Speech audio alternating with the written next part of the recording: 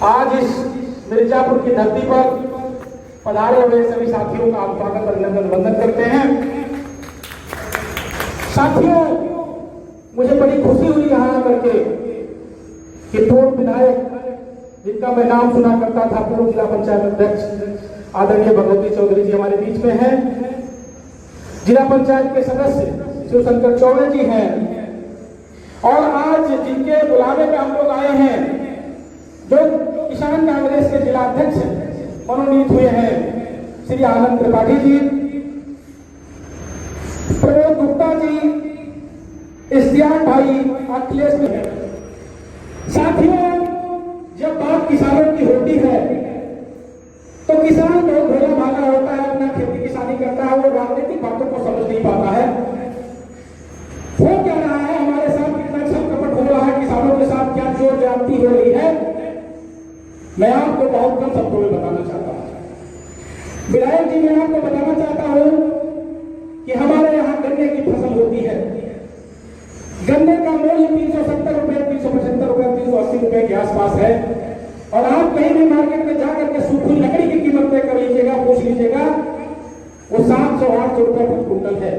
अब आप इस बात को यही तय कर सकते हैं कि गन्ने की फसल में निराई, गुड़ाई, सिंचाई करने के बाद, थक तौली सहने के बाद किसान उसको 375 रुपए में बेचता है और एक सूखी लकड़ी की कीमत 800-700-800 रुपए कुंटल है। तो आप अंदाजा लगा सकते हैं कि हमारे साथ किस तरीके का अन्याय और जो जाती हो रही है। दूसरी बात, पूरे देश में नहीं पूरे विश्व की बात मैं करता हूं कि जब किसी वस्तु का कोई उत्पादन करता है तो उसके मूल्य का निर्धारण वो स्वयं करता है। जैसे आप कोई गाड़ी ले लीजिए, कोई मोबाइल ले लीजिए, कोई घड़ी ले लीजिए, कोई कलम ले लीजिए, साबुन ले लीजिए, जितनी भी चीजें आप देखते हैं उनको बनाने वाला उसके मूल्य का निर्धारण करता है। लेकिन एक किसान ही है, और वो खास करके हिंदुस्तान का किसान है, कि वो अपने फसल पैदा करता है, सिंचाई करता है, निराई करता है, गुड़ाई करता है, लेकिन जब उसको बेचने की बात आती है तो उसके मूल्य का निर्धारण साहूकार करेगा, सरकारें करेंगी। अभी मुझे ताज्जुब हुआ जान करके, सरकार ने गेहूं का एमएसपी तय किया।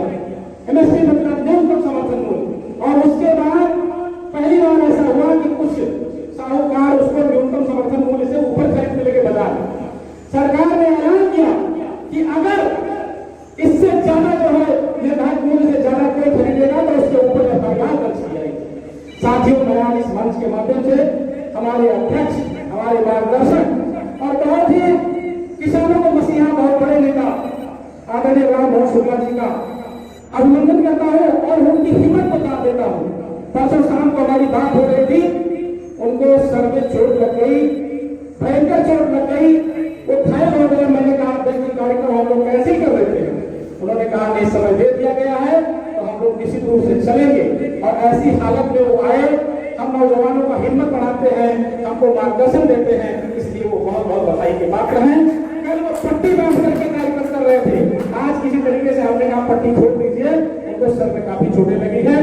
दूसरी बात मैं कहता हूं कि किसान जो वर्तमान सरकार है उसने किसानों के लिए क्या किया और जिसके लिए हम लोग लड़ाई लड़ रहे हैं, कांग्रेस ने क्या किया, 2 मिनट में अपनी बात कह करके मैं सवाल करूंगा कि वसूलों पे आ जाए तो टकराना जरूरी है, अगर जिंदा है तो फिर चिल्ला नजर आना जरूरी है।